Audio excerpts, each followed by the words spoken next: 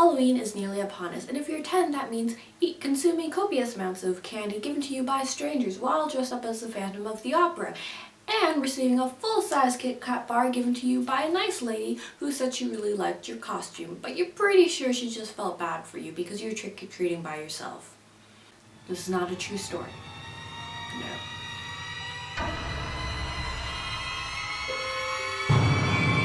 So this year I thought I would suggest some books that I like to read right before Halloween. The first book that I'll be talking about is Dracula. It was published in 1897 by Bram Stoker. The story is told through letters, and it starts off with Jonathan Harker, who has to go to Transylvania in order to do a business deal with Dracula. At first he has no idea who Dracula is, but he soon discovers that he's actually his prisoner. During this time, Dracula is trying to move from Transylvania to England in order so he could find some fresh blood and new victims to turn into the undead. I absolutely love Dracula, and because it is told through letters, at first you only get to hear about strange things that are happening and no one knows why.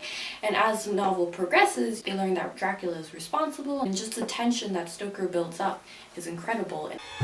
For this costume, you'll need a friend dressed up as Boo Radley or Robert Duvall. Either one will do the trick. You'll need a book about Capote, because Capote and Harper Lee were good friends, and the character Gil in To Kill a Mockingbird was based on Capote. And lastly, and most importantly, you'll need Gregory Peck. But not Gregory Peck playing Atticus Finch, just him being himself, because Gregory Peck. I'm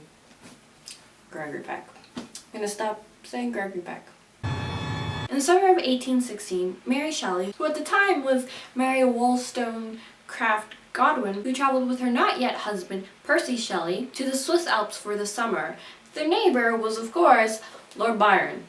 And because it was a particularly rainy summer, they spent a lot of times inside reading ghost stories. But one day they had a competition to see who could write the best ghost story. And Mary wrote Frankenstein. And of course, she won the competition. Frankenstein was then published 2 years later in 1818, and the story follows Victor Frankenstein, who is a scientist and decides to do a little bit of an unorthodox experiment and ends up creating a monster. The first time that I read Frankenstein was only a couple years ago, but before then I was completely obsessed with the character of the monster, and yes, when I was little I called him Frankenstein because no one bothered to correct me. But I have no idea why I loved him. I don't know. I guess he was just such a symbol for Halloween, maybe. But when I was little, the local grocery store had this life-size blow-up of the monster from Frankenstein, and I was completely obsessed with it because every Halloween they would put it up near the candy aisle, and I would remember running up to it and hugging it. Why?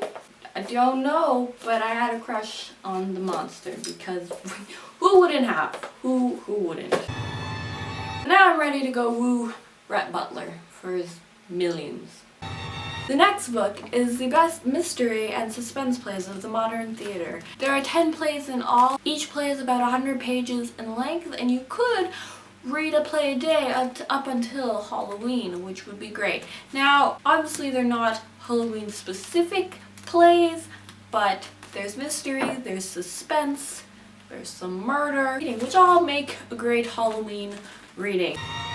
To make this poor man's impossible outfit complete, you'll need a naked mole rat, or a stuffed kitten, and you'll need Ron, or Ron Weasley. It's a minor detail. You know, they're similar.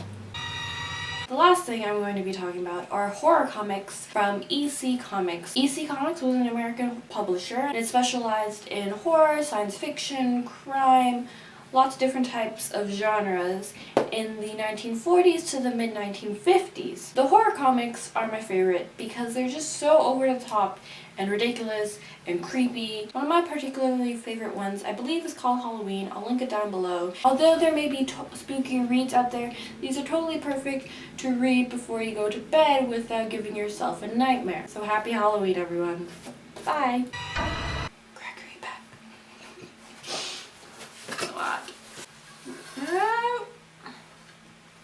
It was published in 1897. The modern theater.